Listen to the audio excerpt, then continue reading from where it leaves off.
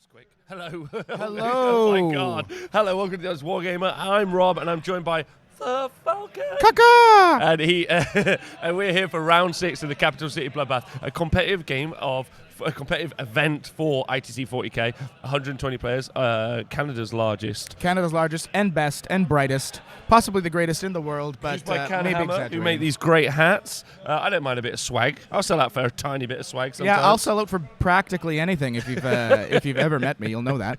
So we're going to be bringing you the coverage. We're your reporters for the day as we see this final game. So these two players, more than likely, whoever wins this game is going to be the winner of the event. What's exciting is it's the Mr. Jim Vessel himself. Yes, once again, Mr. Jim the Hammer Vessel has shown up at a top table at a major event, the Capital City Bloodbath. That's he, right. Practically dominated Jeff Pandorata in the last game after a couple early round misplays. I wouldn't say there were grotesque misplays, but there was just the things that Jim needs to capitalize Like on. a man who goes into the woods and a bear who then dominates him. That's what I saw. That's my Canadian reference. I don't know if that's accurate. Bears Like you are would at known the to be hockey. dominatrixes. It's At quite the possible. hockey. Yeah, at the hockey? The Yes. hockey. Yes. So the game has started. They've already rolled for deployment and who's going first. As it stands right now, Jim is deploying his entire army, and then we'll get to see Eric do his. Yes, his opponent is, in fact, Eric Marcoux, known for being part of Team Canada's ETC 3, So a big 2, lineage. 1. I'm very excited about this. Yes. He's just come back from Serbia. He has just come back from Serbia. Yeah, so he's just come back from Serbia, how did Canada do? Canada went 3-2-1, so they won 3, lost 2, had 1 draw. The Europeans seem to think it should be 3-1-2. You're wrong. Keep that in mind. But anyway, they did very well. The big thing for them was they won Best Sports, really off the back of Eric, because if you've ever met someone as francophone as Eric is, they are all extraordinarily polite. Not a single one of them has ever been rude in their lives. Period. Ever. No, never once. Ever. Never been grieved. They are Mr. and Mrs. Congeniality combined. Yeah, he's a very, very, very nice man. Yes. Okay. So as this game goes on, so obviously it's Jim Vessel's list that we saw from before, the Jim Vessel list. The Jim Vessel. The Jim Vessel list, and he is up against a knight list as well. If you type in !lists, and make sure if you are in the chat or you're watching somewhere, in the Twitch chat as well, that command works. If you do it on Facebook, you just look like a weirdo. But if you do that on Twitch, that'll bring up the list, you'll be able to see, and he's up against a knight list. Yes. The Crusaders. He did say, we did find Eric asked, could you just have no terrain on the board? This would make my game a lot easier. Because as you guys have seen, we've swapped terrain out for every game, and that is why their table is taking an extra few minutes to get started, because we really needed to get proper, excellent terrain once again for you guys to see. So we've got quite the show going on. We have Val Heffelfinger sitting in the sidelines because he does have at least one other extraordinarily important game that we need to talk about, because while it is very probable that the winner of this game does win the whole event, we do have one other undefeated player who has managed to pare down. And I'm right in thinking it's with a Custodes army, and you're excited. It is an extraordinarily exciting list. It is a mono Custodes, pure foot, one bike, almost pure foot Custodes list. Darren, who's running the event, is very excited. Also, Darren has a massive erection, like he's barely standing up. Also, if you do have an EQ on your speakers somehow, and you turn out anything of the mid or the high, you'll actually be able to hear the Custodes player audibly talk from his table 35 feet away. I'm gonna deep strike. As mentioned, there are whales out there that are mating because of his such a deep baritone that he manages to pull He was actually off. asked to leave America. He's an American originally, because his deep timber was actually setting off early warning systems in the missile defense system. Yeah. You guys don't have that, right? You just have like ducks that protect you. Yeah, we do. We have geese. Yeah. Canadian geese are vicious creatures. So we're going to go to the tabletop now, and you can start to see the deployment.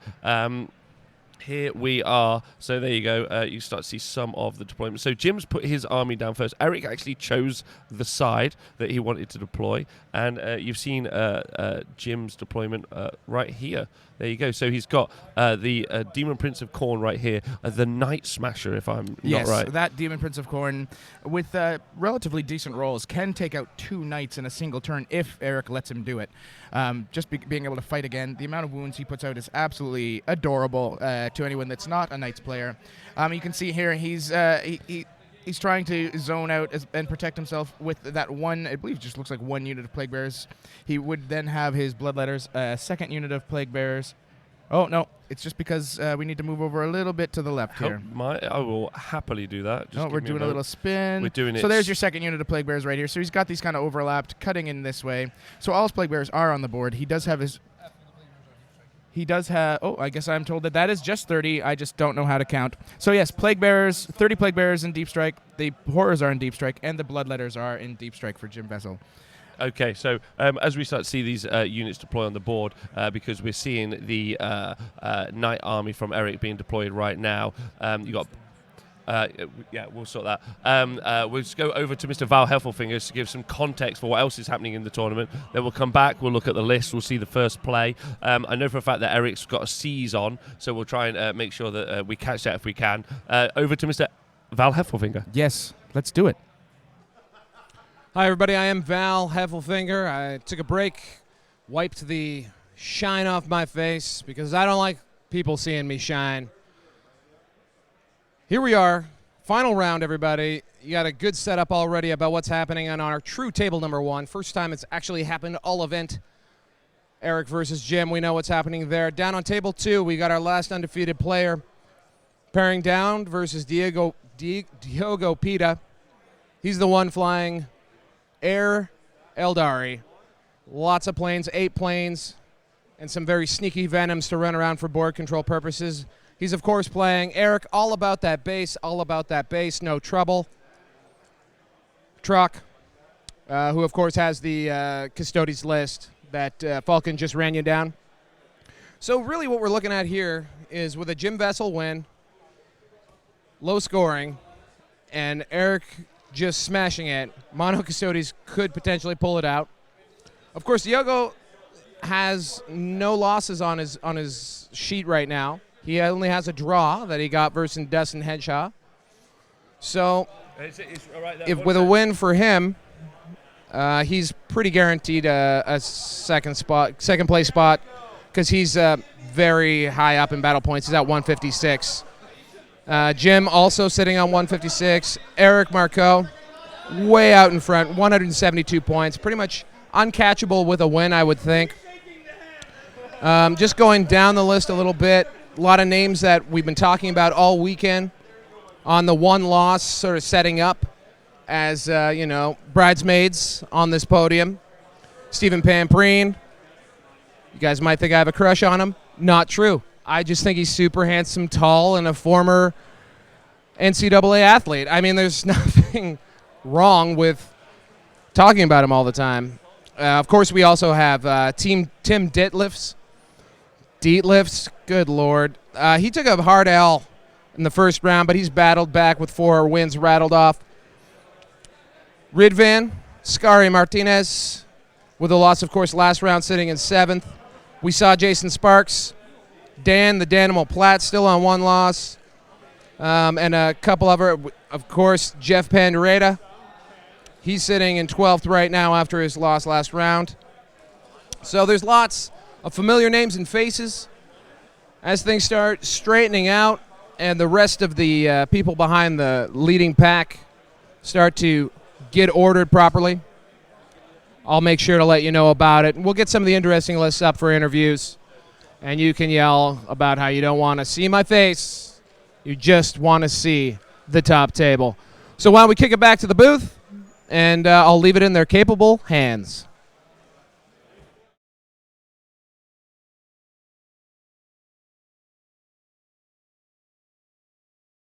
Back. We're so close. There we go. Hello, welcome back.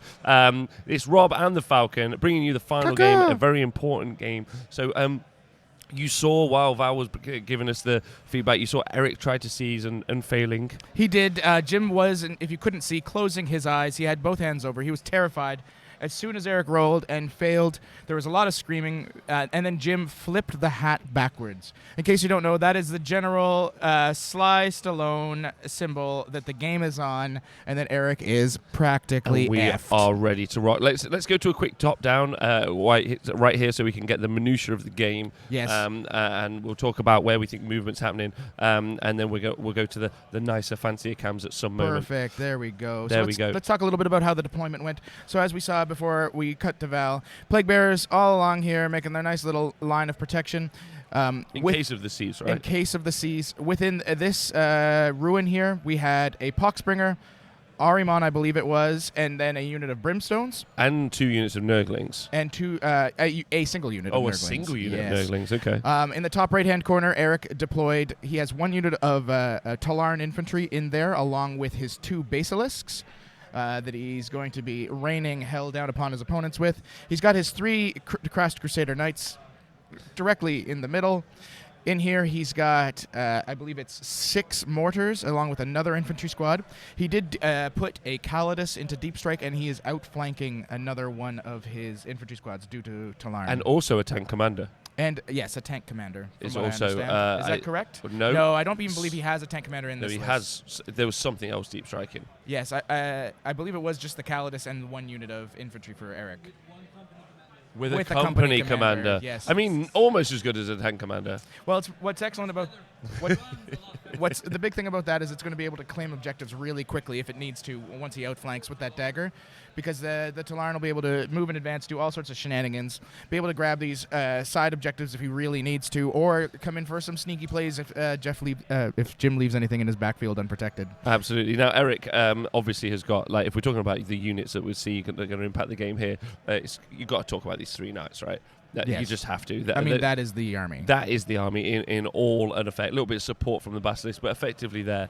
And so surely what we're going to see is something fairly similar to the game before, where we're going to see some Plague Bearer screens being held up to hold up the units before the mortal wounds and output, and specifically this fella, this Khorne Demon Prince, yes, who is going to murder through a couple of those knights, if I'm not mistaken. That's how I see the game going, but that might not necessarily be true. What are your thoughts? No, I think you're 100% correct. I think what we're going to see here is Jim's going to try to buff up these Plague Bears, make them practically unkillable, and hope that he can take the damage from here. He's already miasmaed the unit, so now they're going to be at a -2 to be shot by these big boys. So that's going to reduce their output, because obviously the stompy feet and the shots. Exactly. And then he's also gone a second mile, and he's put an additional -1 to hit on this knight here, I believe it is, who is Eric's warlord. Wow, okay. So the loadout that we've got on the Imperial Knights as we see them. Yes. So this guy here, he is a Crash Crusader with a rocket pod up top. That is the main warlord. He has reroll 1s to hit, and he gets on a 6 as he explodes in close combat, or I believe in shooting as well. And he has any relics? I believe that's basically his full kit out, what I just described. Perfect. So this guy is going to be hitting on 5s against Jim. Actually, I believe 6s, because he'll be -3 if he tries to target these Nurgle boys. So that's pretty big. Wow. Plague Bearers are so resilient at this stage, with obviously with the psychic powers and the CP, which is exactly what Jim's been doing in the last game. He's just using it as a wall to defend and then hitting over the top. It's a mobile castle. FYI, my favorite way to play any Warhammer game. Yes, I agree. Mobile castles, very, very good. And also in You Go, I Go, particularly useful, because you don't have to worry about a multi-layer of screen. What am I talking about? And you can go twice. Never mind. We'll talk about this game. And Fire Drake, as far as I understand it, what he did was he applied a miasma on the Nurgle unit. He put the regular Nurgle bonus of having more than 20 models, so he gets an additional -1 just from that. And I believe he used a Slanesh power to reduce the hit on one of the knights. Okay, all right. So, So let's talk about Eric, because obviously we talked about Jim. What do you think Eric's opportunity and chance are? How's he going to try and play this game to go through? Do you think he's going to sit off? Do you think he's actually going to commit? Really? Off screen and also off the board to deploy. Jim has got some a lot of models. He has a lot of models. So he's got Pink Horrors. He's got Bloodletters. He's got another unit of 30 Plague Bearers. So he's got potentially a lot of deep striking board control available as of turn 2. Do you think think he's going to take advantage? Like, he's obviously going to take advantage of that, but what do you think Eric's going to do to try to reduce that? So the big thing for Eric here is his list can kill a lot of models. So Jim's going to have to play KG. That's why he's putting a lot of stuff into Deep Strike. At ETC, one of the matches Eric played against, he played against 280 Plague Bears, and he did kill all of them with essentially this list. So it does have the damage output. He has to play extraordinarily aggressive with those Crusaders, though. They can't just shoot. They have to go up. Shoot and fight. So you're using both of the profiles at the same time to double down. Okay, so you should expect these to be very aggressive and move towards. Interesting, though, because inside this building, you can't see it particularly well. Even if we use any of the fancy cameras, it's literally hidden from all sight. Is a bunch of characters. You've also got a Tzeentch Demon Prince here. So there's a lot of smites that can come through here and start to do work. We just saw that happen. I'm told that between the characters that are here, he managed to put 12 mortal wounds on these 2 knights already. Wow! From smites, he rolled pretty hot and heavy. Got a couple of the big smites, the big 11 and 12s, and did manage to put a number of wounds on those knights already. So that's pretty big. It gives him a Titan Slayer point to start his turn. Yeah, and at some point as we go through the game, we will talk about the secondaries. But as you can see here, just on the overlay, Jim has chosen Recon, Titan Slayer, and King Slayers. That makes Recon especially makes sense because he's got a lot of units in Deep Strike he's going to go through. Also, he's got huge volumes of board control, which Eric just doesn't have. Yes. And then Titan Slayer and King Slayer. I mean, obviously. Yeah, I mean, 3 knights. If he does the damage he needs to do, we will talk about that in detail. But we're already into Eric's turn 1. Sorry. And you called it. Yeah, he's playing super aggressive. The first thing he did, as soon as Jim passed over the position, he measured it out to see if he was able to get in charge range of those Plague Bears and try to wipe them out. So he's going to go for it. He's going to go for the triple charge. And what do you think he's going to try and shoot over the top? That's my question. John, can you just get us my camera, please, and we'll look at it in a bit of a nicer light, realistically. What do you think? Is Plague Bear is this turn? Do you think he's going to shoot over the top at anything? No, I believe what his plan is going to be is to shoot as much as he can into Plague Bears, try and remove some of that screen, and if possible, if he clears out enough, because he does have a ton of shooting here, as long as he clears out enough, he's going to hit these characters. That's his goal. That's his goal. He's going to try to hit these guys right here, and that will be a crippling maneuver. Do you think so? Because right here, I feel it's not. I feel that right here, this Demon Prince is just going to come in. For sure. And just like someone said in chat, Eric really will need that Khorne Demon Prince to whiff. That's really it. And that's going to be the counter. Yeah, I mean, whiff both times that he can strike. Exactly. Okay, so I love the idea of a Khorne Demon Prince. By the way, that Khorne Demon Prince is gorgeous. I'm going to go get you a shot now so you can go see. He's an utter beauty. So he's there ready, sneakily ready to just go and murder these guys. I feel this is the game in this motion. For sure. Do you think that the Plague Bearers have to go? And if he doesn't kill them all, do you think he's going to inspire and presence, like he's going to spend the 2 CP and just keep them up? Oh, for sure. I mean, Jim. Well, you know what? Now that I think about it, he does have that second unit that he can easily deep strike for protection again. Okay, everyone watching at home, let us know who you're rooting for. Also, let us know which army you're rooting for. And if you're not rooting for anyone, just let us know how you're doing. Yep. I'm excited. Thanks for joining us. So Jim has just spoken up. He's deciding not to Warp Surge the Plague Bearers. So they're not going to have a 4-up invuln. He wants to save the CP because he's scared of the Calidus removing too many. He's already spent a good amount at the beginning of the game, and the Calidus has already had a bit of an effect on that. He's down to 5 CP to start. So this is the assassin. This is the assassin, because the Calidus assassin, in case you do not know, every time your opponent spends CP in the first turn of the game, on a 4+, you spend an extra CP. So it can really change the math and what you have planned for later in the game. Wow. So it's really big. It's really powerful, especially against lists like Jim's that can use a ton of very cheap stratagems early. And so Jim's playing at KG there. He doesn't want to lose too many. I think he thinks that with the minuses to hit that he's got, he also has the Forbidden Gen, which he can pop once per game to make one of these knights just do nothing during a phase. Oh my god. And that's super huge here. It is going to be huge. It's good, but like you said, I think the Calidus is like a fucking solid choice. Realistically, down to 5 CP already. I don't think he's going to be able to do everything he wants to do with the stratagems. Yeah, a lot of it's going to depend on what he can steal later, because he does have the ability to steal CP when Eric uses some, and he may be able to get a little bit back. We'll have to see how that plays out. It'll be interesting if Eric just holds off using his CP just to make sure that he can't feed Jim. That's very interesting. And we talked about it last game as well, and we've been talking about it all weekend. So CP management and generation, but also theft. now that huge impact in this final game. We talked about it a little bit before. We talked about conservation, For sure. but now we're talking about you're literally stealing the rug from underneath them. That's an Yes. English term. I don't know if you guys have that. We do. I mean, you guys ruled over us for a little over 150 years, so we kind of got a feeling for how that all plays out. Listen, England. The issue with the rugs we have in England is just they're just always being stolen from underneath us. The rug thieves in England are running wild. That's quite possible. Yes. Yeah. Rug thieves and chimney sweeps. So we've let you know what damage is happening to those plague bearers. So apparently Jim is rolling very hot on his Feel No Pains. We're gonna get a total here from the table boss once all the shooting is done. So -2 to hit. So these guys are -2 to hit. This is -3 to hit. Yes, on but those plague I bearers. believe he's able to reduce it down to a -1 due to a stratagem. We'll have to wait and see how it all plays out here. I'm really interested to see, because this is big. Depending on how many of these plague bearers are removed, depending on if Jim has to use that forbidden gem early, there's a lot that rides on this. What I first really turn. like about Eric as well is he just he knew the game, right? Like he's Yeah. like I get what we got to do. Let's go do the thing, right? It's interesting. I wonder maybe. And this is not in any way to question Eric, who I think is probably way better at 40k than me. I wonder if he wouldn't want to have stood off for a turn to shoot because he doesn't have to get through 240 plague bearers. He's just got to get through the 30 and then another 30. 30 and then another 30. And that other 30 is going to come down now. But, I'm interested in whether or not he had to commit because he's left the Demon Prince as a threat. Or he's given the Demon Prince an opportunity to do the work. Hey Ray, just so you know, the house is housecraft, as is normally the case. I know it's not always the case, but they are the favorite these days. Yes. Why? How come? What do you know? Why? Why? Like what? Well, do you Housecraft has a lot of play against other vehicles and other knights. The ability to get +1 damage on other vehicles, and is just huge. Plus, the reroll hits in close combat is actually very powerful here. If these knights do get into close combat, they'll be able to reroll hits. It's pretty strong.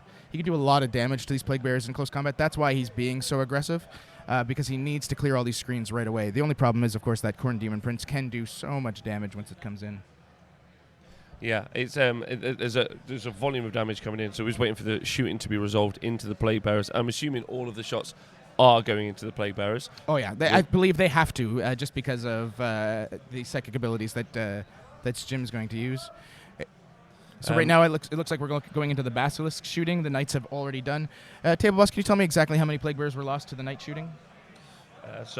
Just seeing. Looks like 7 have been removed. So just there you go, seeing it from the alternate view, seeing it from the knight player side, you can really see what that looks like. You can't see the absolutely imposing threat of that Khorne Demon Prince still right just there. hanging out. He's just ready to pounce any moment, and he can do for at least one of those knights, I think. Yes. But for Firedrake sure. in the chat reckons he's going to lose 2. And you know what? If Jim rolls decently well, I wouldn't even have to say rolls extremely well. Yes, he does, in fact, lose 2 knights just to smites and to the Khorne Demon Prince. It's quite possible. Which is, I mean, that's 2/3 effectively of the army. So we see here, these are the models that Jim are pulling up right now. It looks like he's picked up about 8 of the plague bearers, maybe 9. And that's from all of the shooting from these knights, and we're already moved into the basilisks in the back. Oh, the basilisk. Wait, And they've done their shooting too? The basilisks, I believe, just finished their shooting. He's now measuring out the one. I think he's measuring out the second basilisk, and then he still has the mortars to go as well. So there's a lot of shots that can punch through that screen, which is what he's looking to do. You've also got the contorted epitome here, and I'll go show you. We'll zoom in. You've got the contorted epitome here and the Tzeentch Demon Prince. So, and the Demon Prince is, and the epitome, no slouch, really. No slouch whatsoever. That epitome can do a ton of damage. Not really meant to kill knights, but it can put out some wounds. Am I right in thinking the Khorne Demon Prince can do a heroic intervention at 6 inches, or still only 3? You know what, chat? If you can answer that question for me, I don't remember off of the top. My of my only head. question for that is because this is a gap, and I wonder. I mean, it's quite possible. I wonder if he wants to get an extra round of combat in his opponent's turn. It is only 3. So thank you for that. So much. Thank you so much. So the boys have gone in. There you go. The knights have charged. All 3 knights have gone into combat. He has specifically said, by intent, he wants to stay 3 inches away from the epitome to avoid a heroic intervention. Oh, good. Jim there you go. Saying, sure thing, buddy. That's fine. So now they're just going to be. We're into the combat phase. So let us know what you think is going to happen in the chat if you're watching on Facebook or YouTube. Thanks very much.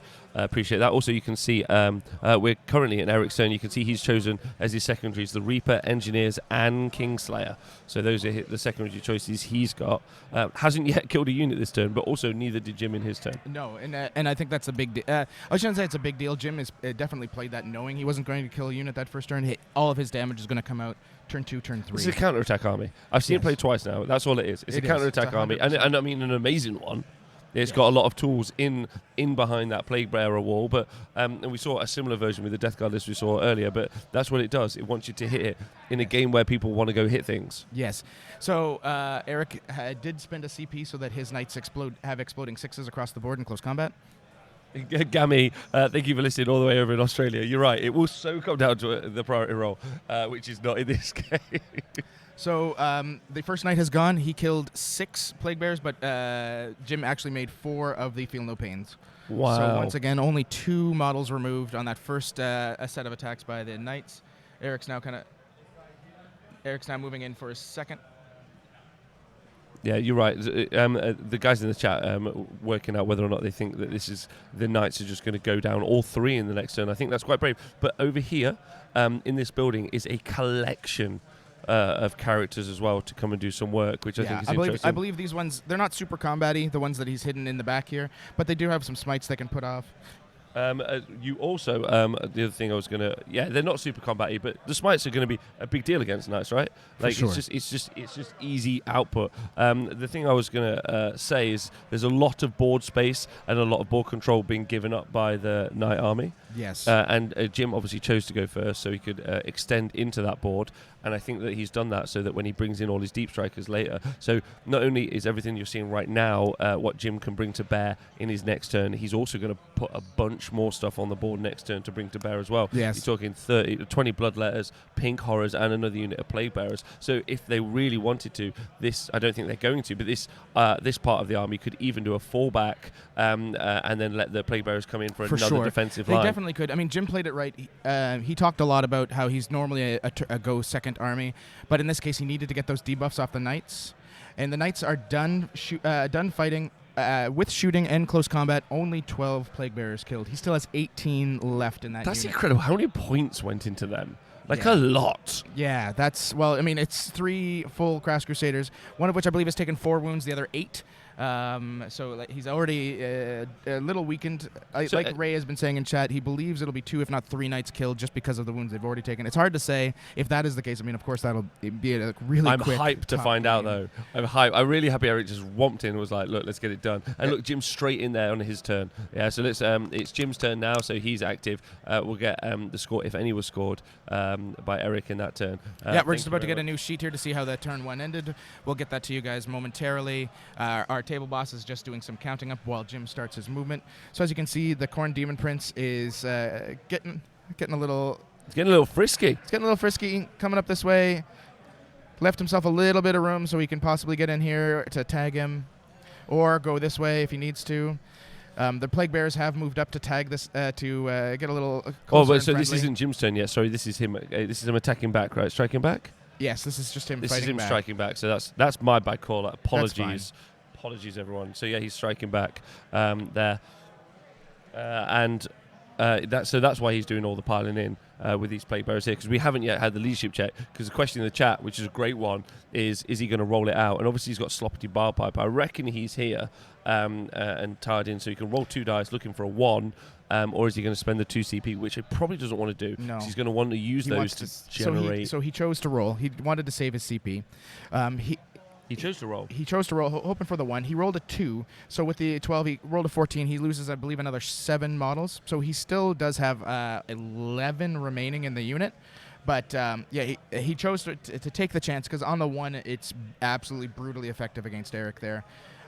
Still, I don't think it was the wrong decision. Like we said earlier, he's trying to save his CP to either force Eric to use CP, because the thing about the Calidus is it can continue to do that for 2 CP per turn to try and steal more CP away from the opponent. It's just whether Eric is willing to spend those CP to do so. Do you think he will? I mean, he's got a wealth at this stage. Well, here's the thing: he does have a wealth, but he's about to take potentially a gigantic beating on those 3 knights. Yeah, An absolute gigantic one. Yeah, I think. So we're just getting some scores for that turn, and then we're going into Jim's turn and find out exactly what his counterattack is going to be. So at the end of turn 1, we do get the points. It does look like Jim scored just 1 for hold. Eric scored hold and hold more. Neither of them got a kill. And then Jim did score 1 point for Titan Slayer. So it's right now 2-2 at the end of turn 1.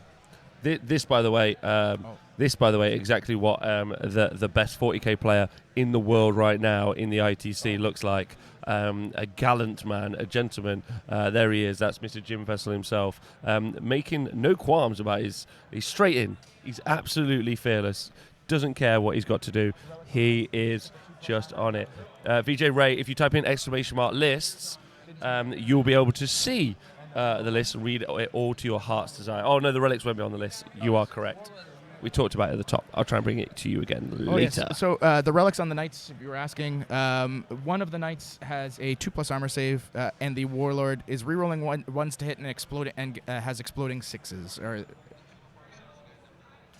Here we go. And so this one right here is the one that has a 2+ armor save, and I believe it is this one here. If we can cut to this other knight just to double check. I don't want to lie to you folks.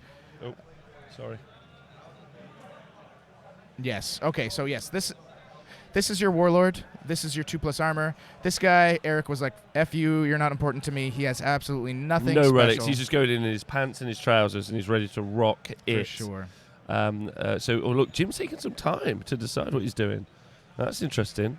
And we will say, Jim, I don't believe has used the gem yet. He held on to it. He believed correctly that he wasn't going to take as much damage as Eric thought he would, because Jim, rolled super duper hot. So we'll wait and see for sure. Of course, that's not something our table boss can ask. He didn't hear anybody mention it, and there was no dejected look on Eric's face other than from all those massive feel no pains that Jim was able to pull off. So it's probably likely that the gem was not pulled. I don't think it was used yet. No. I think he's going to use it now, and I think he's going to swamp the board with models is what I think he's going to do. Yeah. And I think he's going to engage. But what I think he's not going to do is he's going to give up a lot of those characters. I think he's just going. I think he's going to smite. He's going to protect the other demon princes, the other characters, send in the Khorne demon prince, bring down the other units, and just absolutely control the board. Yes. I think he'll also try to get a charge off on the top on that basilisk and lock him up. Potentially, it depends on how aggressive he wants to get. One thing Eric did do was he tried to keep his characters back. I mean, other than the 3 knights, obviously, because he's trying to. Because he's just trying to avoid giving Jim any free points. He wants to make him work for it. So that's why that one company, on top of the free movement, that one company commander isn't deep strike, and he's got his other one hiding in the back there with the basilisks, I believe. So there we go. The contorted epitome is falling back and leaving some space. And also, as you can see, there is a Tzeentch Demon Prince. There are 2 on the field. This army, by the way, is absolutely stunning. There you go. And the Khorne Demon Prince is, I think the words are, he's in. He's ready to be in. He's brought it back. This is movement. He hasn't done the charge yet. Remember that Khorne Demon Prince can move 12 inches, so he's moving them all in. He's bringing them all in, so he's going to try and deal with this. An explode here is going to be disastrous. It could be. So I believe his plan is to try and smite down the one that's already injured as much as possible. Mm-hmm. And then do the charge, because Eric will do everything he can to make that knight explode 100%. That would be a big win, but then realistically, it would be as big loss to Jim as it would be to Eric. But I think Eric losing 2 knights in this situation is going to be both of whom are his characters and having his relics, and that's not to laugh or deride our man at the top here. But he, just in his pants, still a devastating model, super useful. But he'd be up against a large portion of the army. So Jim is now bringing in his reserve. He's bringing in his 30 plague bearers. By the looks of things, he's just debating where he wants to place them. So there we go. We'll try and get you the top. We'll get you the top down now, so you can see what the mind horrors are coming down. So you can see what the whole board looks like here. So once we get those horrors down, I'll show you. Yeah, so he's going to place them generally in this area. He does have line of sight to an infantry squad in this general area, so he's going to try to wipe them out to give him free reign on these on the basilisks. But if I had to guess, I think he's just going to engage the whole army. He's just going to go all the way in. He's going to keep some characters safe because if these 2 knights are dead, the counterattack just isn't strong enough to change the course of the game. I take that back. Guaranteed, what he's going to do is try to shoot as much damage onto this basilisk as he can with the horrors, and then charge the unit in the front with the rest. He's just going to bring this. Now, don't forget also that while Jim is deep striking now, Eric still has a company commander in reserve. And a unit of and an infantry squad, as well as that Calidus assassin. And I mean, the Calidus is no slouch in close combat. I mean, it's not going to change the course of the game. It's not going to pop through 20 some odd pink horrors or bloodletters, but I mean, kills 6 or 7 generally with ease. It's just a matter of like you said. That's not why it's there. That's not how it's going to counter this combat. I tell you what, I want to get full sportscaster hype about this Demon Prince charge. Like I'm into it. Well, I want to hear you do it because as you know, I'm about as dull as a No, sack you of are potatoes. not. Your intonation is perfect, Well, but I don't want to do an oh my god. But I may have to. Might have to go full Jerry Lawler on this as a Demon Prince buries an axe right into the skull plate of a knight. I love watching knights die. Love it. A big. Do you know the lore of Imperial Knights? Effectively, space tractors. Yeah, space tractors. Space tractors. And space tractors are dominating the war zones of the entire Warhammer 40,000 competitive scene ATM. At least going 4 and 1s. Yep, and here we go. Jim has now dropped the Plague Bearers. He is putting them in as some backline support by the looks of things in this general area. Called it. Yeah, you did 100%. Called it, but he didn't do what I thought he would do the Demon Princes. Instead, he's gone, I think the technical term, to quote my friend Tom Layton, ham. Yeah, he's going, as they would say, balls deep. All the way. Yeah. All the way, which is a weird phrase. This is a porno. I don't know if you've ever tried that, but it's so hard to do. The contorted epitome's in there. Wait, where the balls deep is. This is why. Yes. I mean, that's the reason it's happening. No, can the contorted epitome do enough damage in here as well, or is it just just load everything in? I think you're looking at somebody that is trying to guarantee damage, because I've watched a number of Jim's stream games, and there's been many times where he has gone in with that Khorne Demon Prince and it's whiffed, just like we've said before. And when it whiffs, it's bad. Very bad. Jim Vessel here is looking to win the event. Won loads of majors this year. Currently the best. Currently number 1 for a reason, and this would just pile on to his victories. And that's what I really like about his list is the utility and also like the adaptability. It's playing so differently now to how it played the turn before. The game before that we've obviously covered on the live stream, which is really fun, and also just absolutely. And Jim knows this, right? He's turned up to an event where there are a huge volume of knights at this event anyway. But generally, as you can find out on the 40kstats.com, you'll see that there are knights all over the competitive ITC scene. Oh, and we're seeing Jim drop the bloodletters as well. So can we get a... Sure, I'll show you where they are. They're going all the way up there at the back, at the mortars. And I think I called it there. I think he's just going to engage everywhere the whole way. Yes. And don't forget those bloodletters have got the banner of blood, so they're going to be charging on 3d6. So those mortars are taking a kicking, in my opinion. Oh, yeah. If he makes this charge, which, I mean, it's a 3d6 on 8 inches, highly likely. Yeah, those mortars get to be the super dead. Probably the little infantry squad that's hiding along this little wall, also super dead. Interesting fact, that is actually a unit of 20 bloodletters. Now, Jim had a bit of an issue in last game where he thought 5 of his bloodletters had got lost. What actually happened is he's just been playing with 15 for the whole tournament because it's all he's needed. Yeah, well, is that true? Yeah, that's true. Really? They were in his case. Yeah, so that's excellent. I'm really glad. Jim was super terrified that someone had stolen 5 of his bloodletters. In fact, he's just been playing with a handicap this whole time. And let me zoom in and show you as to why.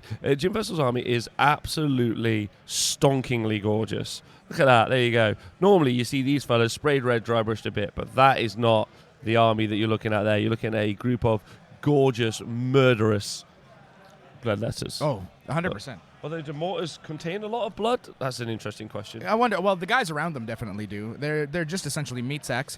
We are moving over to the psychic phase. We're just going to see what he's doing here. Oh, I'm actually very excited by this. Getting heart palpitations because of it. And I'm wondering whether or not we're going to see a knight go down just from this alone. It's quite possible. So he's going with his buffs and debuffs. First, he's casting Miasma on the new unit of Plague Bearers, the one that is at full strength.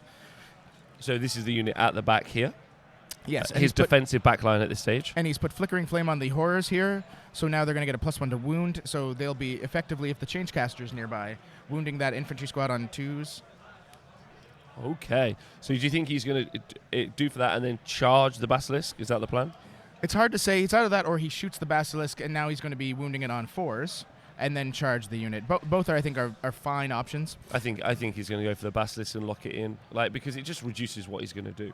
Yeah, now he has failed a smite just now onto the Warlord, and I believe he.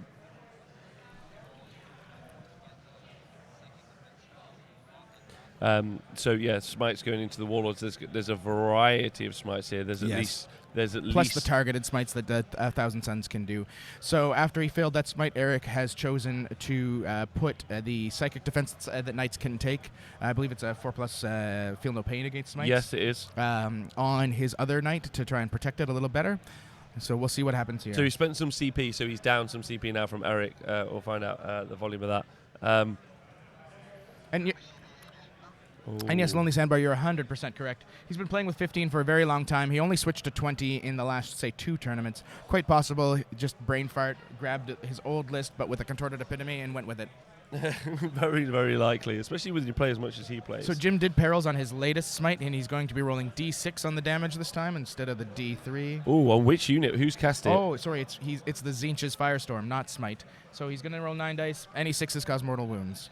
Okay, so I think he just did 3 mortal wounds there into those knights. So this knight is now down to 3 wounds remaining from the smites and targeteds. Wow. Okay. So a few more saves there. Like, no, I'm not calling dice. That's not what we're doing. That's not good. So that I think that knight's going. Are we going to see it explode? Oh, we're gonna roll for an explosion. A knight has been killed from all of the smites. So it blows up. Yeah. So he spent a command point to make it explode. Oh, this is big. To not make it explode, but make it easier. I wonder how big it's going to be. So it's going to be 2d6 range, and there is a lot of characters for here. Sure. But none of them are going to die to one single d6 mortal wound roll. No, but I mean, it'll hurt a lot. Agreed. Yeah. So this is... So it does explode by the looks of things. That looks like a 5 on the roll. Oh, he started roll a 1. So we're going to see how many damage he does. He does 1 to 1. That looks like... So we'll get that from the table boss as they come through. We'll find out exactly how much damage was done here momentarily. Sorry, folks, I stepped away from the mic like a moron. Yeah, not a problem. We'll get you a tally as it happens, but it's quite exciting. But none of them can die yet. But it does mean that the next charge and killing the next knight could be very, very risky, because then that's another set of d6 mortal wounds potentially being taken. So 2d6. But then, like, what does he care? Like, if he deals with 2 of the knights, clears the mortar squad, locks up the basilisk, it's almost game. Okay, so that explosion was quite huge. The turquoise Demon Prince here is down to 5 wounds remaining. This guy's down to 7. And the Corn Demon Prince is now down to 4 wounds from that explosion. So really, really big rolls for Eric there. The contorted epitome apparently took nothing, so luckily it was too far away so he managed to avoid it, but all 3 Demon Princes have been pretty severely wounded by that, but I think it's worth it. I think it's a worthy exchange to take out almost 500 points of your opponent's list. I think it's not bad at all. And Dionysus says in the chat, no risk with the gem. Is the gem going to be able to stop him exploding? I'm not quite sure if the gem can stop an explosion. That's a really, really good question. It'd be very interesting to see if that's the case. Because I believe it just stops what it's capable of in a phase. I'm not sure if that includes explosions. Interesting. If anyone's got any thoughts in the chat, please let us know. I'd be interested to hear that. When you get down to that very techie minutiae. And yes, you are correct. The contorted epitome does have a 2+ more invulnerable save against mortals. So even if it was within range, which I'm not sure. TFG Radio, thanks very much. The explosion is an ability, so you turn off any ability. Oh, excellent. So yeah, so he technically could have used it for that, but I mean, no, but he could use it on the next night. Yes, if he feels it's necessary. Because you can turn off that night in combat. And then for Overwatch, yes. Or for Overwatch, or just you turn it off in combat, which will turn off his ability to strike back, and also if he does explode, we'll negate that as well. So can we cut over here? It does look like the horrors have been shooting. They did remove the Imperial Guard. Yes, absolutely, which I think is the call. I'm sure we're going to see a charge into a Basilisk. So the Imperial Guard unit were here. They've shot there.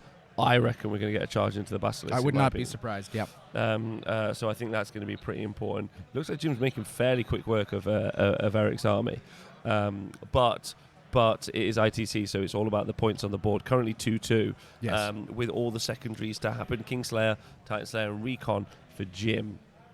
So it does look.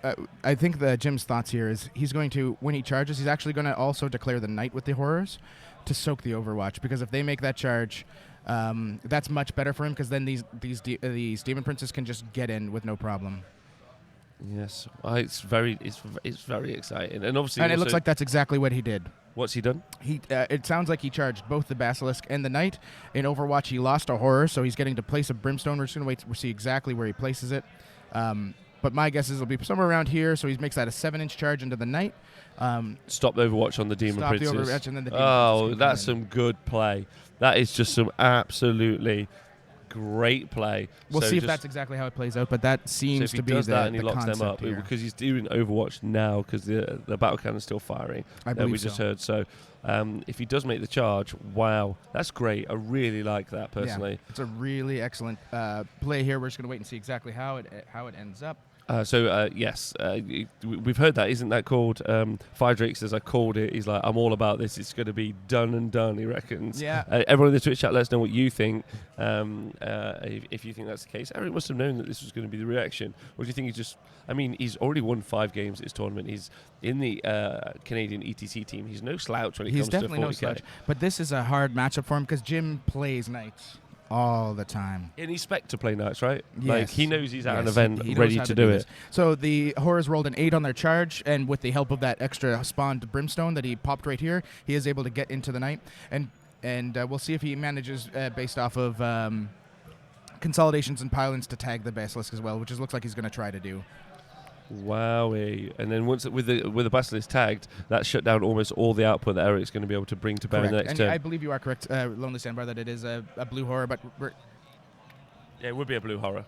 Pinks to blues, blues to brims, brims to fresh air. Yeah, and that's right. And he really needed that Brimstone to that one of those models to die in Overwatch. Luckily, it did happen. There he is. We've been bigging him up. That 8 was not important. Oh, the it was too the important. gangster is in. That There he is, he made corn the charge. demon prince is going to do some 2-inch murder charge. bot. A 2-inch charge. Yeah. So Oh, sorry. According to Max, we didn't hype it up enough. Oh my god! Oh my! He wants me to go. The reason being quiet is we're quite close to the table. I'm going to call it. The demon prince is in. It's outrageous. Can an Imperial Knight survive a giant axe sent from the realm of Khorne itself to cleave metal armor in two? No. Well, I mean, Max really liked that. So we also have another demon prince that's gone in. I believe the contorted epitome may or may not. Jim's just deciding if he thinks it's overkill. What I enjoy about this is that Imperial Knight has suffered the wrath of at least all of the Chaos Gods. Khorne is in. Tzeentch is in. The Plague Bearers were in. And also the... so we got Nurgle and then Slaanesh, the Contorted Epitome, is in. Yeah. They've all shown up to the party. They've all shown up. This is the age of chaos. Yep. Yeah, they're all there. This is... Some would say that Jim is the new Abaddon. He's the new chosen one. Yeah. Right? He is Chaos Undivided. The Epitome did fall back. Thanks very much. Yes, the Epitome did fall back. Unfortunately, Slaanesh isn't involved. Slaanesh was like, "No, you know what? You guys got this. I gotta go fuck." So here we go. And we see the bloodletters. If we want to pop up to the top here real quick, Rob, I know you have super control. So he had 3d6. He rolled a 14. So really, those bloodletters are going to go wherever Again, he's F just they absolutely want. smashed that charge roll for a second time. Look at that, crushing it. So the mortars are out. And oh no. So, but while we wait for the combats to resolve, as well as those charges, there's still a knight over here to deal with. Yeah, there There's is. still a knight to deal with. Eric is not without some kind of tricks. This is really intense. Oh, the new Plague Bearers actually charged as well. I'm not sure what they charged. Into the knight. Oh, into the knight. And he did have one within 9, so he did manage to make that roll. So he's using this to protect his characters. Yes. So that once this knight dies, he'll be able to at least block off this guy and this guy as well. Specifically from that knight. Yeah. Yeah, from the other night, yes. Wow, there you go. So it's a I wouldn't say it's clutch. I don't know if it was absolutely necessary, but it will help. It kind of adds to the stomping that may or may not happen here. I mean, Now, yeah, it's like thank you, Max. A fail safe. Now, the hilarious thing that's about to happen here, guys, because this is just how Warhammer works, is somehow Jim's only going to roll ones in close combat. So you're about to see. I'll hype it up. I'll be like, he's gonna smash. He's gonna wreck. He's gonna crush. So the Khorne Demon Prince, is he rolling now in combat? Khorne Demon Prince is now rolling. Here we go. You're gonna see immediately the all reaction. attacks hit. Okay. All attacks have hit. You can see them right here, books. These are the dice. We don't do dice trays here. It's boring. He did. So he's rolling to wound. It looks like 6d6 damage have gone through. 6d6 have gone through. 6 ones. Here we go. Yeah, we're just going to wait and see. 27 damage. Yeah, so after 27 damage so far, there are more dice. There are more dice to go. Yes. So Eric has spent another command.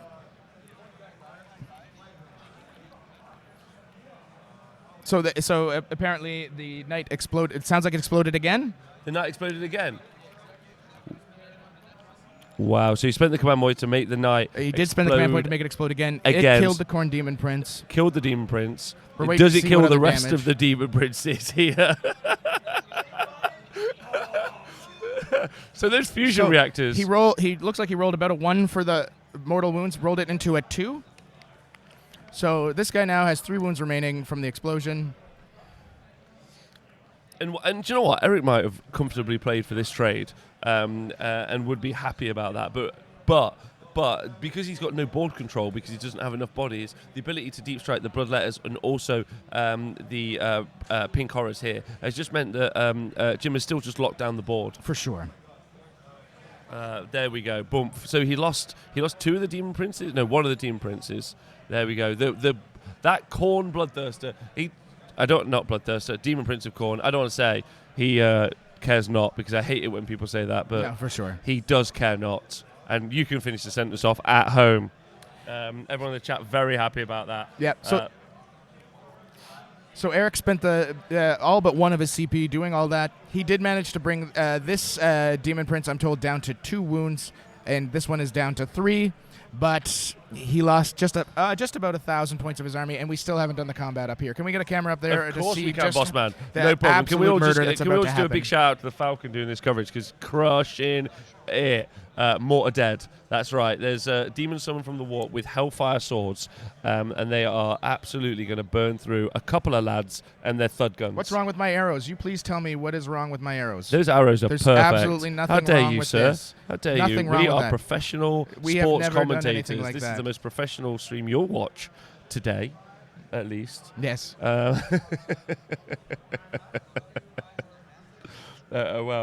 can roll 4 plus good play. Yeah. Shots fired, sir. Shots fired. I don't know why you're giving us Chip. We're trying to bring you some good Warhammer coverage. You guys should be like, oh, cheers, man. Then what are you all up to while we're doing this? Painting, hanging out, got some beers, feet up, you having some tidbits? Are you somewhere else? I don't know. Also, if you'd like to join us for Age of Sigmar coverage next weekend, those Wargamer team are going to be in Nashville bringing you an Age of Sigmar tournament. Oh, wow. I can't wait to watch. That's rude. That's so rude. That is rude. Both game systems are great. Sure. Except you ruined Warhammer Fantasy Battle.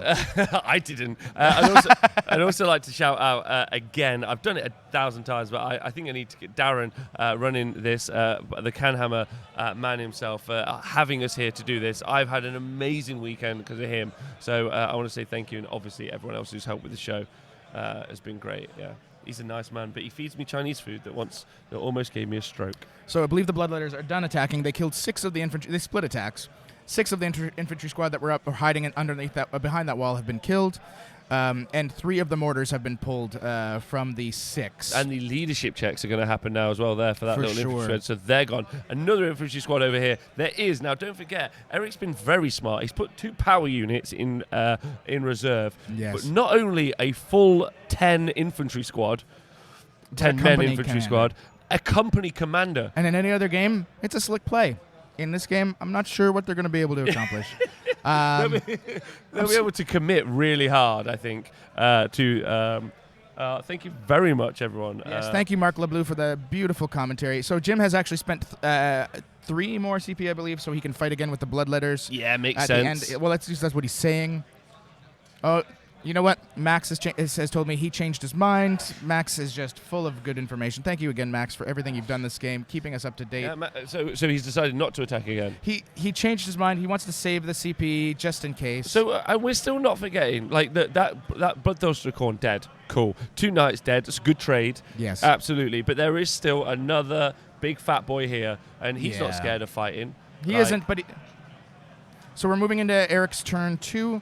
What a devastating turn. Well, how is Eric going to turn this around, do you think? Is he able to turn this around? It's a great question. One of the tricks I like to use sometimes is just turn around to where my opponent is and just give him the biggest dead leg. Do you guys call it what's a Charlie horse? I don't know. Oh, yeah, a Charlie horse, yeah. Yeah, okay. That's a strategy that doesn't often work, but, you could try. Oh, okay, yeah. Oh, it does. Apparently, Max has changed his mind. Jim, once again, has decided before Eric goes, I'm going to fight again. I'm going to spend the CP because, you know what? Get wrecked. Yes. So hilariously, some giant fan has started. I don't know if you guys can hear it. Probably not because these mics are $1 million. I thought it was raining. It is raining. It's raining. It's raining. And it's right raining so now, hard that from we the can sky, feel it.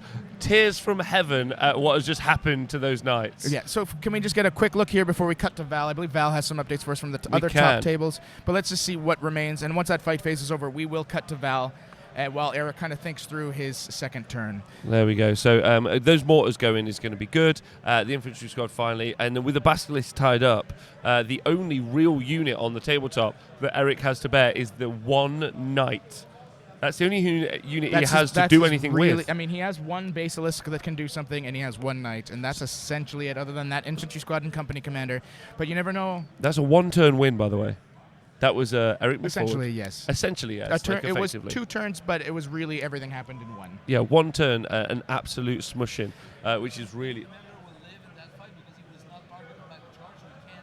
So there's also in here a tank commander and the company commander. Sorry. Even better. Why do I keep doing because that? Tank commanders are better, except for the movement, which makes company commanders stupid. Anyway. Tank commander is still a human being inside a tank. He really is. That's all he really is. But if he was a human being that was a tank,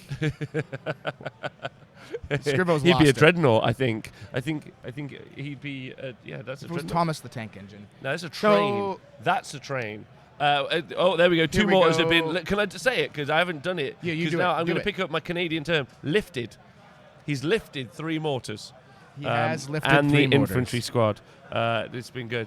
So that appears to be it for this little squad back here. Jim. So should we go to the man who lifts our spirits and our hearts? Yes. Let's cut to see what's actually going on with the rest of this fine event. Go, Val. Hey, everybody. Val Heffelfinger. Here at CCBB, Capital City Bloodbath. I can't speak English anymore. I'm toast. I'm done. I could barely do this when I first got here. I'm going to throw this microphone on the ground. There's all these games going on. People are like, Val, you got to talk to me. You got to do this. You got to track these stats. Hey, why don't you know what these units are called? I don't know. I just got a nice shirt. Okay? Anyway, let's hurry up. Eric Truck, currently the only other undefeated player in the field. Well, hasn't lost. Diogo Pita is sitting on 1 draw. They're on table 2. It's looking a little rough for the Mono Faction Custodians right now. Just to recap, he's running 11 Aquilon Terminators with the Fire Pikes, about 9 Custodian Guard, Vixilla, Trahan, and a Shield Cap. Right now, already dead. We've lost a unit of the Aquilon Terminators, at least 2 units of Custodians, the Shield Cap, lots of planes alive. Diogo with a lot of board control right now. So we'll see. That's the highest death toll I've seen for Eric this entire tournament. He's crafty. Diogo, it's Portuguese. We'll see what goes down. I don't know. Elsewhere, Pamps is absolutely putting the boots down to delightful Tim Dietlifs. Hopefully, if that one goes fast, we'll get Tim and Pamps over here. But it's going to be a big score probably for Pamprine. The 2 of those guys would be the highest scoring 1-loss players right now in the tournament. And then over with Jason Sparks and Scary. Scary we saw on stream. He was running 6 Venoms, 3 Ravagers, a Homunculus Covens battalion with 3 units of Rax, 3 Talos, as well as an Outrider with 3 Reavers and 4 times the Haywire Scourges. So 4 Haywire Scourges. Jason Sparks, I don't know if I've ever actually said his list. It's an Imperium list. Looks cool as heck. Jason Sparks, he's got 2 units of 3 aggressors with the Bolt, Firestorm, Gauntlet things. Yeah, I'm sure you know what it's called. I don't. T-Fire Thunder Cannon, 3 Repulsor Executioners, 2 Vindicares, an Evisor, and a Calexis, as well as, of course, Rebute Guillemot. He also seems to be well ahead. There's not a lot of Scary stuff left. Still halfway through battle round 2. He's way up on secondaries as well as primary. We'll see if the Archon can pull it off. That's it, I think, for... Oh, no, I'll keep going. Dan Platt. We've talked a lot about him. He drew the non-Caladius Custodes list in the house. It had 2 units of bikes, 1 with 5 bikes, 1 with 4, a Telemon, 2 Caladius would be the substantial units, the beef of that list. Still early going on that one. I guess they're taking their time. Dan Platt, of course, running Disco Lords. The Austin Wingfield Special, it's 3 Disco Lords. An Epitome, somewhere around 40 to 50 Plague Bearers. And then a couple extra characters. That's it for my updates right now. Tory Pete, actually, that was battling hard last round to try and go undefeated into round 6. He seems to be doing just okay versus a 3 knight list. That's about as far down the list I think that's worth going down. I suspect the top 3 will come out of the top 3 tables. So I think that's it for me for now. If there's anything you'd like to hear about, perhaps how I do my hair, why I'm so sweaty, and where I buy my shirts, ask Rob, because he's up next. Ladies and gentlemen, boys and girls, members of the audience, thank you again to Mr. Val Heffelfinger there, bringing it up. We are back to this smasher of a game. Eric, who, by the way, as he's losing his models, is smiling more and more. I don't know if he needs a best friend, but I volunteer. He just seems like a treasure. And he's up against Jim. Jim actually is just chilling. I'm joined by Mr. Val Heffelfinger himself. Oh, hi, how are you, Val? I'm doing great. That's good. I'm very happy. There's a bunch of people in the world who are checking us out right now. So thank you to you guys for joining us and listening. Thanks, everybody. You guys are wicked. This game, let me tell you, the Demon Princes, not Demon Princes, well, they were part of it. 2 Imperial Knights were here. The Khorne Demon Prince went in, smashed. I was after some smikes, and both of these knights exploded. Yeah, right here, one there and one there. They just exploded. They projected their power here. They killed a demon prince. It was devastating. That's tits.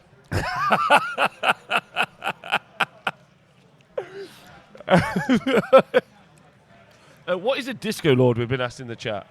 It's a Lord Discordant. The Chaos Marine. I actually know the narrative for this. Oh, that's good. Tech Marines are actually normally a Space Marine isn't allowed.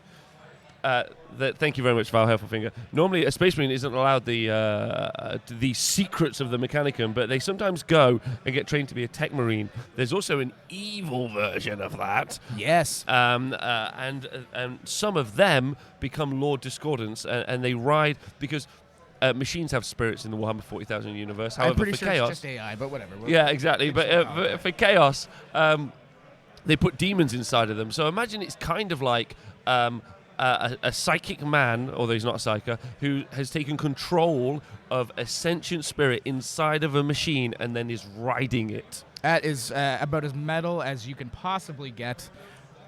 It's so real. So we're going to move over to the tabletop here. What's happened in this game since you guys have been gone? Well, in Eric's turn, he has moved this knight a tad, and he's also brought his infantry squad down. But Not a whole lot's happened. He also brought down the Calidus Assassin, and he did roll relatively low on the roll. So I believe if we cut down here, you'll see it. And he thinks there's just enough space that if he gets a decent charge, he'll be able to possibly hit the Poxbringer or Ahriman here with her. A nice cheeky kill of Ahriman would not hurt. No, and really, talking to Eric there during the quick break while Val went over it, Eric's about 99% sure he's lost this match. He's really just playing for points, playing for love of the game, and trying to do cheeky things like this. We also are 100% certain that he has lost the game. Yeah, I mean, I believe everyone in the chat knows. Well, fun fact, Jim decided not to spend the CP to take the Forbidden Gem this game. So all these people asking when he's going to use it, he just isn't. Doesn't have it. Sorry, folks. We were hyping it up the whole way. Yeah, we hyped it up so bad because he's used it so much. This game was just meh. Yeah, but he decided not to. So with this game being affected, like, it's over. At this point, really, yes. It's 100% over. He's got Eric's got 2 basilisks in the back. They're not going to be able to kill all this stuff. So as executive producer of the show, I am actually going to say that is that would be all of the coverage that we're going to do of that game, because we've seen the plays, we know the result. For sure. The actual score, that you'll see will be able to be available on BCP, obviously. For sure. But with another game in contention. Custodes, hello everyone, welcome back. These are our faces. Look how gorgeous he is. With another game in contention, Custodes list of all things. Yes, Custodes, mono Custodes, almost purely foot with the exception of one Jetbike captain. Eric Scriven's truck playing against Diogo, the Portuguese Peter, with an Eldar Flyer list. Okay, fantastic. Yes. Fantastic. Now, as Val has been saying, on the board, it doesn't look super good for Eric. Eric doesn't have a lot of models left. But that being said, Diogo does not have a lot of bodies on the ground. But Eric's the only person contesting for the title, as we see it. For sure. So he's the only person on the same amount of wins as these two players. And obviously, Eric, who we just saw play against Jim, has lost. So really, it's only between Jim and Eric with the Custodes, who we haven't seen. And if he loses, then either way, we would have to wait hours to find out the result, or you can find out later on BCP or the CanHammer page. 40k Stat Show will do a post, I'm almost certain, and we could even bring you a little cheeky message later to talk about it. Maybe even 100%. an interview with the winner. I do think Val wants to give us one last update though before we cut. He does not. No, he's got nothing. Yeah. Well, because there's nothing happening, Mr. Heffelfinger. We can, but it would be later. We'll do it as a VOD. Yeah, otherwise we're waiting hours. We're lifting models, and that's not entertaining for the crowd, I don't think. So, guys, we're going to give you one last update from Val, and then we'll cut. We can do a walkthrough. We can follow you on a camera. And then what we'll do, and then after that, we'll cut, and then once we've cut, we will come back a little bit later for an interview with the eventual winners, whether it be Eric or Jim. Absolutely. Thank you, guys, for talking to us. It's been a pleasure, Falcon. You're an angel. This is also Max Dubois, our table boss, a legend in his own right.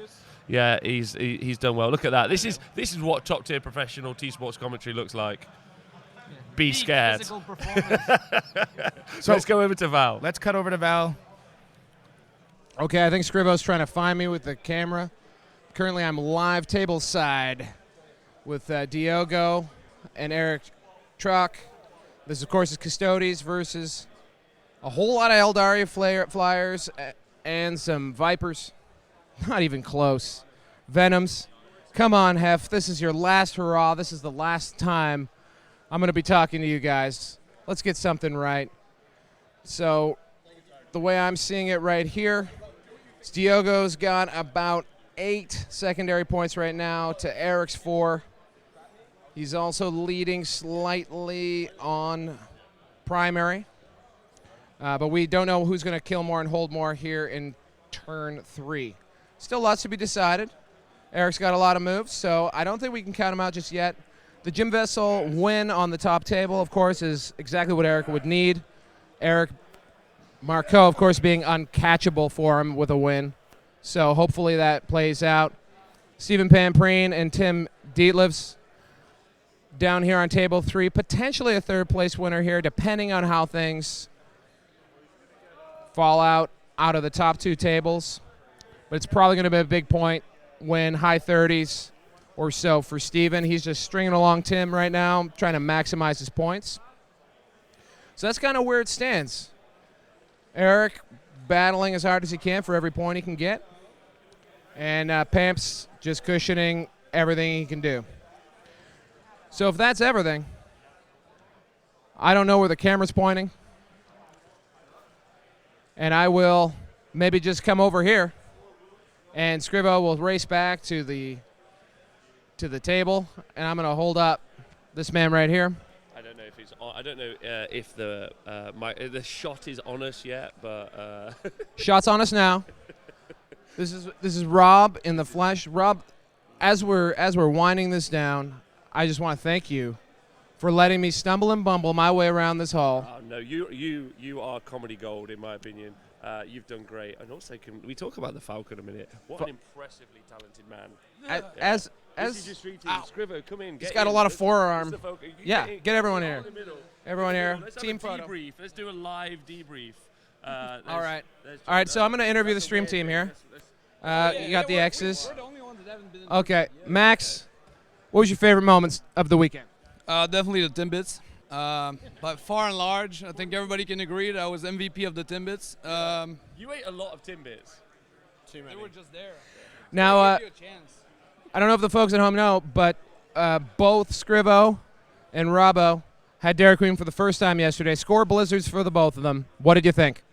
I basically thought I was going to die because I was shaking. Brilliant. I had heart palpitations, and I would do it again in a heartbeat, which I have few of left. If he has another heartbeat, it might be another blizzard for Rob. Falcon, you've outshined us all. I don't think that's 100% true. You are a bright star in the sky of competitive 40K. My favorite moment was definitely working with Val Heffelfinger. I've never met this man in person. He looks like an absolute solid 10 out of 10. I've only ever seen this man do sit-ups and push-ups between the games. He doesn't know how to deal with compliments, so I'm just going to keep at it. The beard is really well trimmed, even, and balanced, much like his coverage. Thank you so much to the 100 and whatever amount of people that are out there. Thousands. Max doesn't know how to count, but it's fine. We won't tell him. From CCBB 2019 in Ottawa, Ontario, Canada, we're signing off. Thank you so much. Yep. Come back for the interviews, folks. Bye-bye.